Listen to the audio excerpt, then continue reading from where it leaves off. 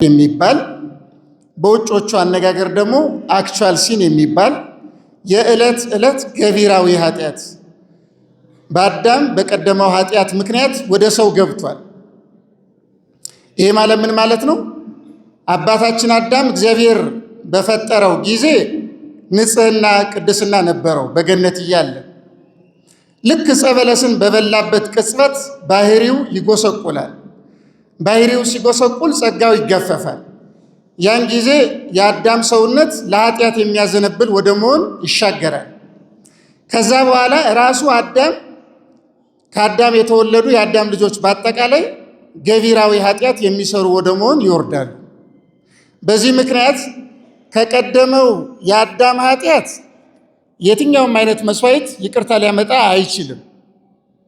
ከጊዜያዊ ኃጢአት ግን ይቅርታ የሚያመጡ የተለያዩ መስዋዕቶች እንዲኖሩ እግዚአብሔር ፈቀደ።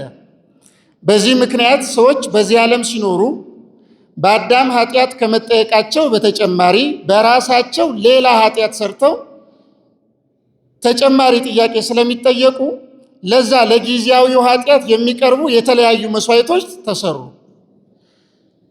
በዚህ አማካኝነት ዓመቱን በሙሉ የዕለት፣ የወር፣ የሰንበት፣ የአበይት በዓላት እየተባሉ የተለያዩ መስዋዕቶች ይቀርባሉ።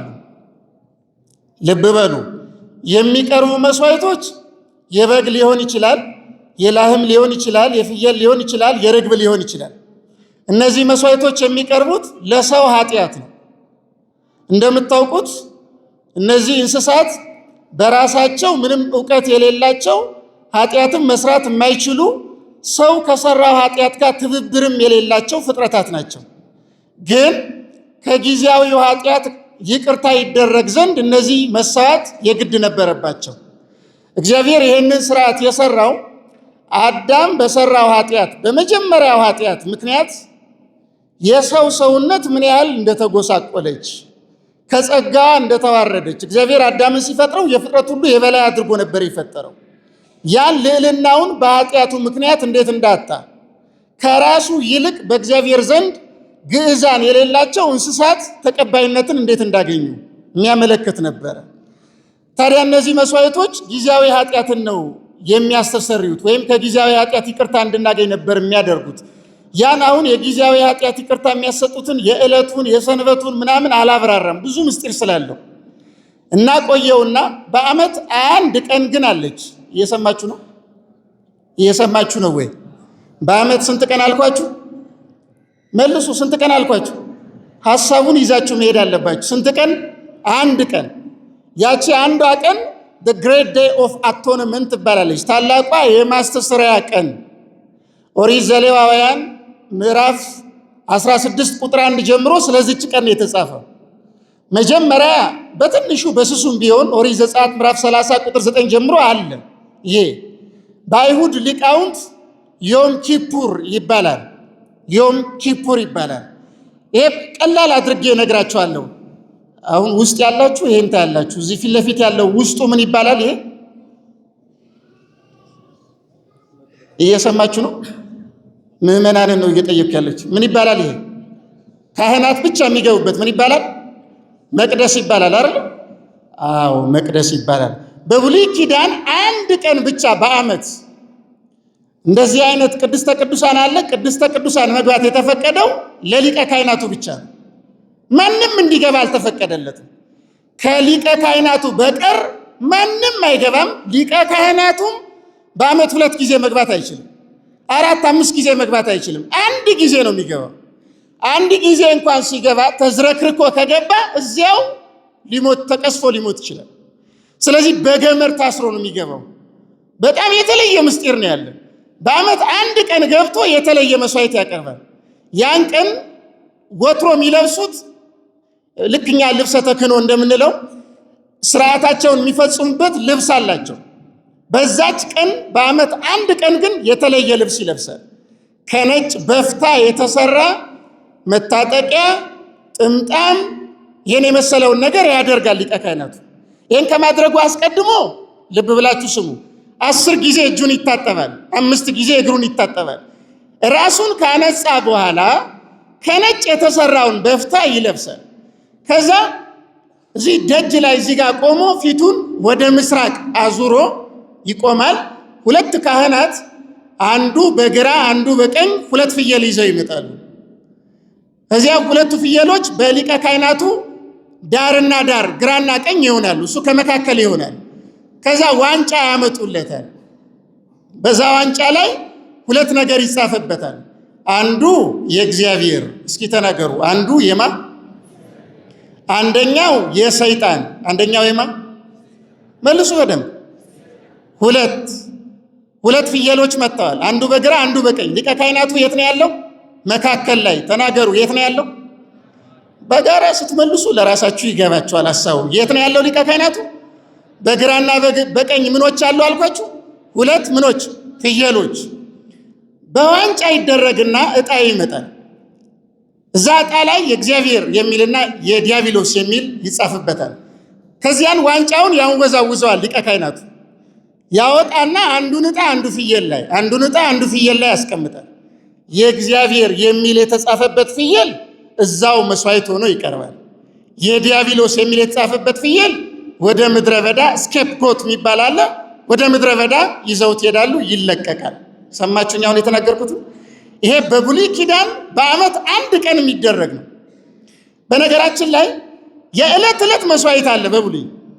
የአበይት በዓላት፣ የሰንበት፣ የሰርቀ ወር ምናምን ዓመቱን በሙሉ የሚቀርቡ መስዋዕቶች በዛ ቀን ሊቀ ካህናቱ በዓመት አንድ ቀን ቅድስተ ቅዱሳን ገብቶ አሁን በነገርኳችሁ ስርዓት መስዋዕት ካላቀረበ የዓመቱ መስዋዕት በሙሉ ከንቱ ነው የሚሆነው፣ ምንም ዋጋ አይኖረው። ስለዚህ ሌሎቹ መስዋዕቶች በሙሉ የሚያሳርጋቸው ዋናው ቀን ታላቁ የማስተስሪያ ቀን ይባላል። ምሳሌውን ነግራችኋለሁ፣ ተናገሩ። ታላቁ እስኪ በሉ የማስተስሪያ ቀን። ዛሬ ስግደት አለ የለም? እዚህ ስግደት የለም? አልሰገዳችሁም እንዴ? አለ አይደለ? ጾምስ ቀኑን ሙሉ ይጾማል አይደለ? በዚያ ቀን በብሉይ ኪዳን ቀኑን ሙሉ እስራኤል ዘሥጋ ይጾማል። እስራኤላውያን በዚያ ቀን ቀኑን ሙሉ ይሰገዳል። ቀኑን ሙሉ ሐዘን ነው። ልብ በሉ። ብሉይ ኪዳን ጥላ ነው ብያቸዋለሁ። ሐዲስ ኪዳን አካል ነው ብያቸዋለሁ። ይኸው በብሉይ ኪዳን ስግደት ነበረ፣ በሐዲስ ኪዳንም ስግደት አለ። በብሉይ ኪዳን ጸሎት ነበር፣ በሐዲስ ኪዳንም ጸሎት አለ። በዚያ ቀን ማለት ነው። አሁን ያ ቀን መች ነው? የዓመቱን በሙሉ መስዋዕት ስሙር የሚያደርግ ዋናው ዕለት፣ ታላቁ ዕለት እየተባለ የሚጠራው ያ በብሉይ ኪዳን ሊቀ ካህናቱ አንድ ጊዜ ቅድስተ ቅዱሳን የሚገባበት ቀን የትኛው ቀን ነው የሚለውን ነው የምንረዳው ማለት ነው። ያ ቀን ታላላቅ የቤተክርስቲያን ሊቃውንት እንደተረጎሙ በብዙ እነ ቅዱስ ቄርሎስ ምናምን ይሄን ኦሪት ዘጸአትንም ኦሪት ዘሌዋውያንንም ቅዱስ ቄርሎስ ዘእስክንድርያ የተባለ ሊቅ ተርጉሟል፣ አብራርቷል። ሌሎች ሊቃውንትም ተርጉመዋል። ያን ምን ይላሉ? ታላቋ የማስተስሪያ ቀን የተባለችው ዕለተ ዓርብ ናት። እስኪ ተናገሩ። ታላቋ ቀን ማናት? መልሱ። ማናት? ዕለተ ዓርብ ናት። ልብ በሉ። ቅድም ስነግራችሁ ምንድን ነው ያልኩት? ሊቀ ካህናቱ ስንት ጊዜ ነው የሚገባባት አልኩት? አንድ ጊዜ። እዚህ ዕብራውያን መልእክት ምዕራፍ 9ና ምዕራፍ 10 ላይ በሐዲስ ኪዳን ማለት ነው በሰው እጅ ወዳልተተከለች መቅደስ አንድ ጊዜ ፈጽሞ ገባ ይላል ኢየሱስ ክርስቶስን። ልብ በሉ እስኪ በሉ፣ በሰው እጅ በሉ፣ ወዳልተተከለች መቅደስ አንድ ጊዜ ፈጽሞ ገባ። ልብ በሉ። የብሉይ ኪዳኗ ቤተ መቅደስ እንደዚህ አይነት ናት። የሐዲስ ኪዳኗ ቤተ መቅደስ የተለየች ናት። ጌታ የገባባት አንድ መቅደስ ነው ያለው። ጌታ አንድ ጊዜ ራሱን መስዋዕት አድርጎ ሊያቀርብ የገባባት መቅደስ አንድ ናት፣ አንድ ናት። እሷም ቅድስት መስቀል ናት። ምንድን ናት አልኳችሁ? ጌታችን ራሱን ደሙን ያፈሰሰበት፣ ስጋውን የቆረሰበት፣ የዓለምን ኃጢአት ይቅር ያለበት፣ ስለ ዓለም ራሱን በግ አድርጎ ራሱ ሊቀ ካህናት ሆኖ ራሱ በግ ሆኖ ራሱ ደግሞ የራሱን መስዋዕት ተቀባይ አምላክ ሆኖ አንድ ጊዜ ፈጽሞ የገባባት መቅደስ ከእመቤታችን ጋር የሚገናኝ ነገር አለው። እሱን ለጊዜው አቆየዋለሁ፣ ግን መስቀል ናት። ሊቀ ካህናቱ ቆሞ በግራና በቀኝ ሁለት ፍየሎች ይመጣሉ ብያችሁ ነበረ በብሉይ ኪዳን። አንዱ ፍየል የዲያብሎስ ተብሎ የተጻፈበት ወደ ምድረ በዳ ይለቀቃል ብያችኋለሁ። አንዱ ደግሞ የእግዚአብሔር የሚል ያለበት እዛው ይቀራል ብያችኋለሁ። ልብ በሉ፣ ሊቀ ካህናቱ ኢየሱስ ክርስቶስ ነው።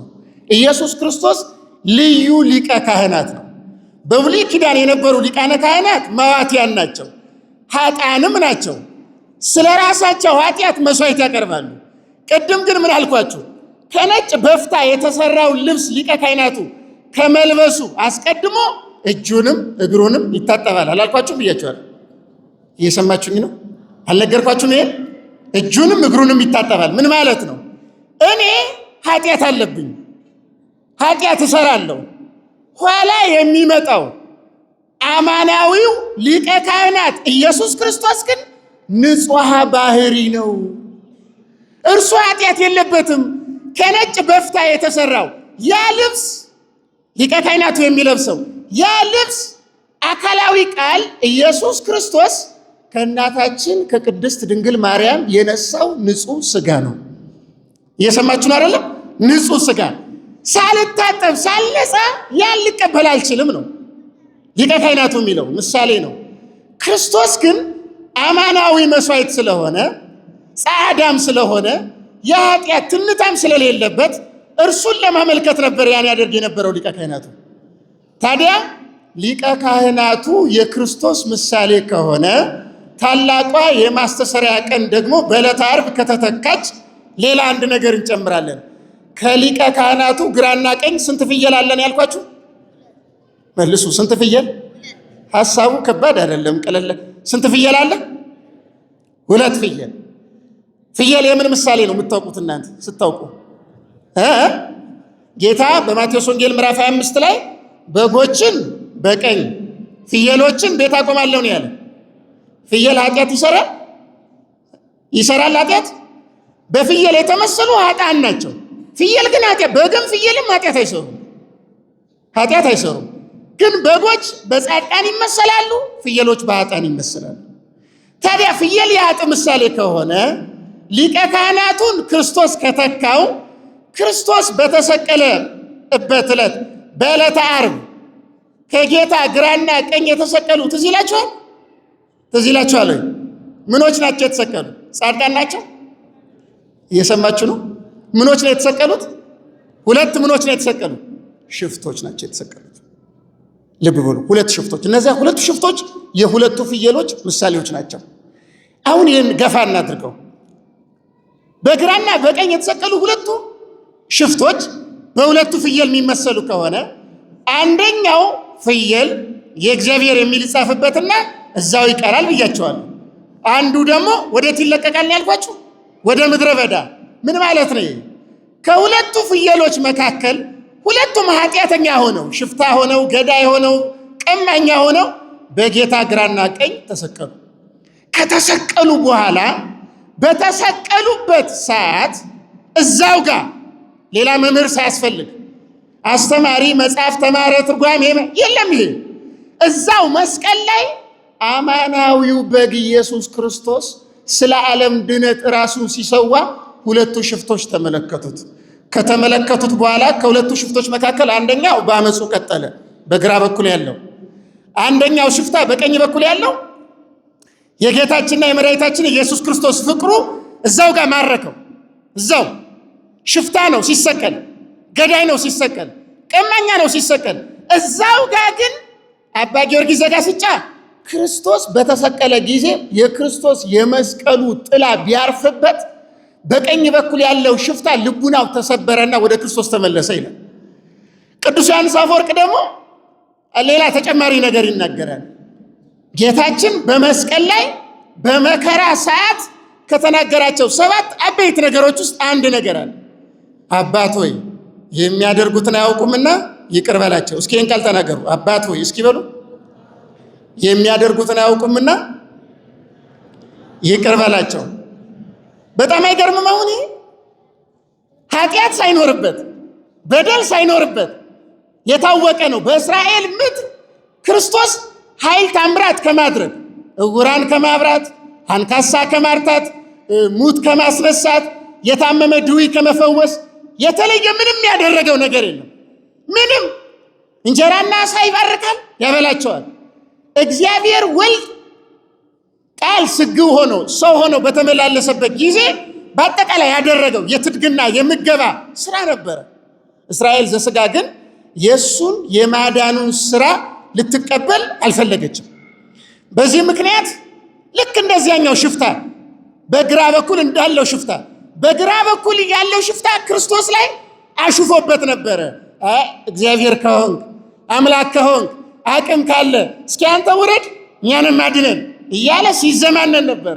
እስራኤል ዘሥጋ ደግሞ በአንድነት በታላቋ ዕለት የብሉይ ኪዳኗን ታላቋን ዕለት በተካችው በሐዲስ ኪዳኗ የድህነት ዕለት በአንድ ላይ ሆነው መድኃኒታቸው ክርስቶስ እንዲሰቀል ገዳያቸው በርባን እንዲፈታ በአንድ ላይ ሆነው ጠይቀው ነበረ። እየሰማችሁን አይደለም?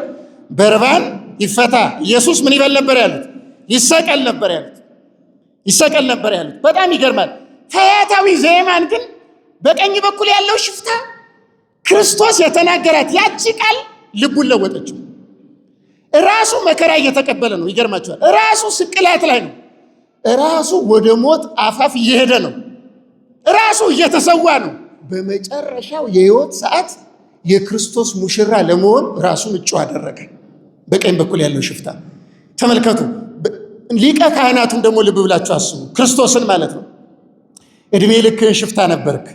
ስትዘርፍ ነበረ፣ ስትገድል ነበረ፣ ያልተገባ ነገር ስታደርግ ነበረ። ባለቀ ሰዓት ይቅር በለኝ ትላለህ አላለውም። ባለቀ ሰዓት አቤቱ በመንግስት በመጣ ጊዜ ምን በለኝ ነው ያለው? አስበኝ። በጣም ይገርማል። ብፁዕ ቅዱስ አቡነ ሽኖዳ ምን ይላሉ? በመስቀል ላይ ብቸኛ የክርስቶስ ወዳጅ ሆኖ የተገኘ ሽፍታ ፈያታዊ ዘየማን። አባ ጄሮም የተባለ ሊቅ ደግሞ ምን ይላል? በመጨረሻው ሰዓት፣ በመጨረሻው የሕይወት ማጠናቀቂያ ሰዓት ቁጥሩን ከሰማዕታት ጋር ያስደመረ ሽፍታ ይላል። አሁን የፈያታዊ ዘየማን ታውቃላችሁ?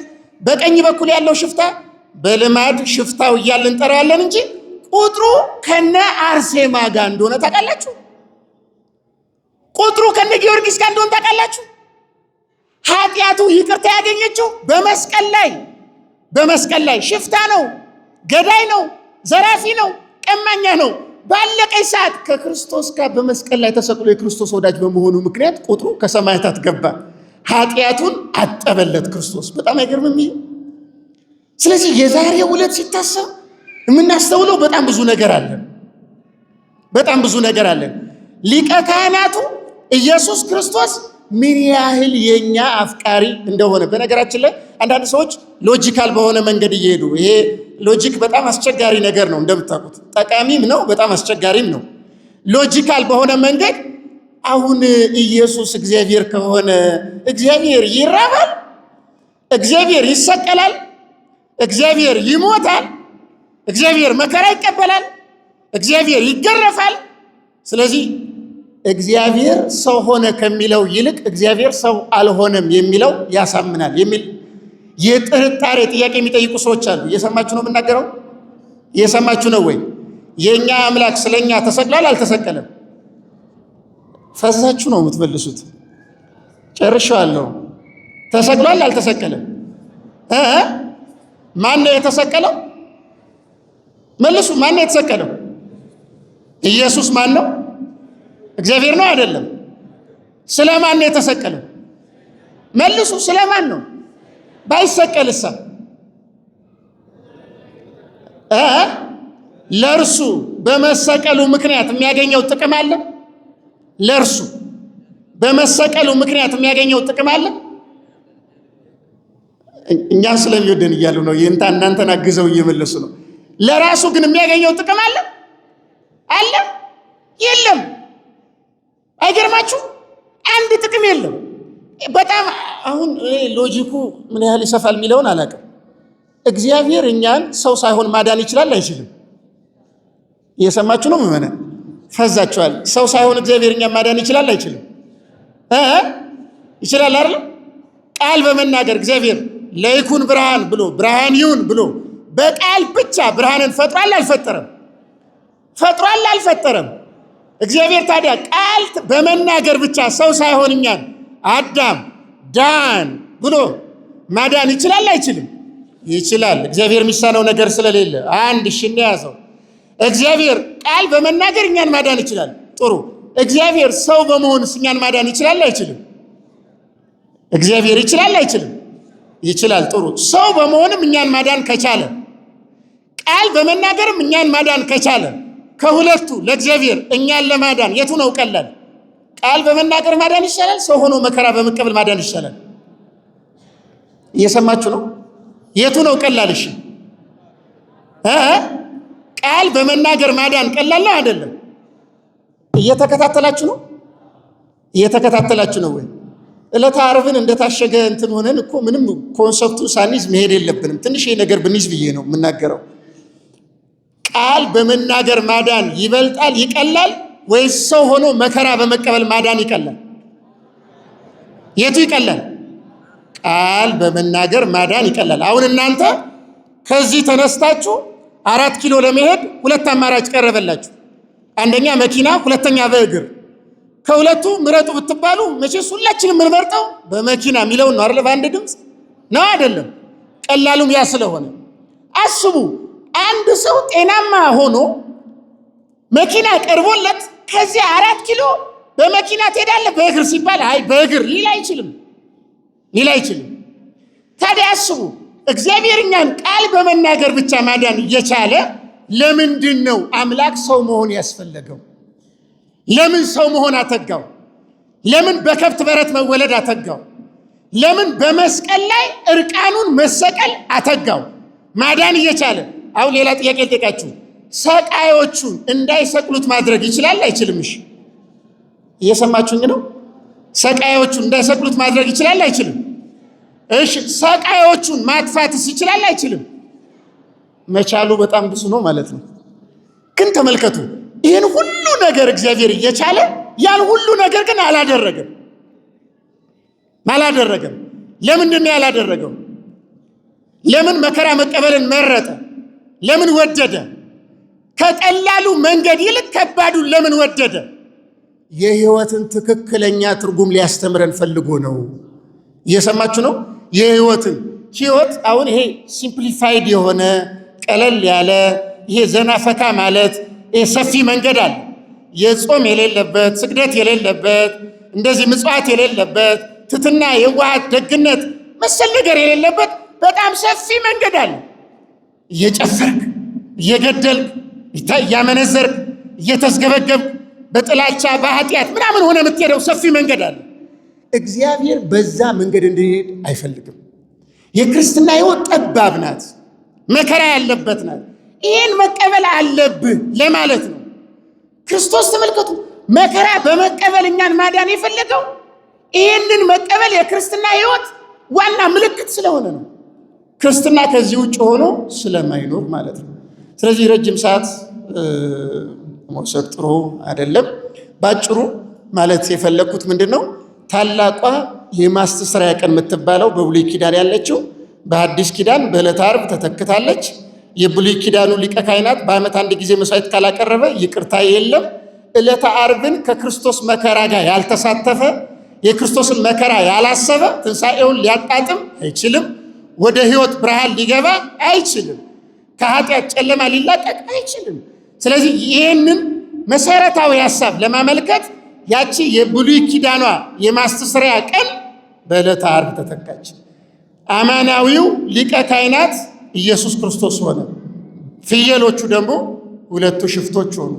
አንዱ ፍየል በመጨረሻው ሰዓት የእግዚአብሔር እንደሆነው ሁሉ በኃጢአት በምን በክፋት በርኩሰት በማንኛውም ህይወት ያለ ሰው ዕለተ ዓርብን ከልቡናው ሆኖ እያለቀሰ የሚነገረውን ነገር እየሰማ የሚሰግድና የሚጸልይ ከሆነ ቁጥሩ ከፈያታዊ ዘየማን ይሆናል። ቁጥሩ የእግዚአብሔር ከተባለው ከቀኙ ፍየል ቁጥር ወደ መሆን ይሻገራል። እግዚአብሔር አምላካችን በቸርነቱና በምሕረቱ ይህንን ተረድተን ከኃጢአት ከርኩሰት ርቀን በታላቋ ዕለት ከክርስቶስ መከራ ጋር የእውነት እንድንሳተፍ እሱ አምላካችን ሁላችንም ይርዳን። ያስተማረን የመከረን የአባቶቻችን አምላክ ሁሉ እግዚአብሔር ስሙ የተመሰገነ ይሁን። ወስብሐት ለእግዚአብሔር።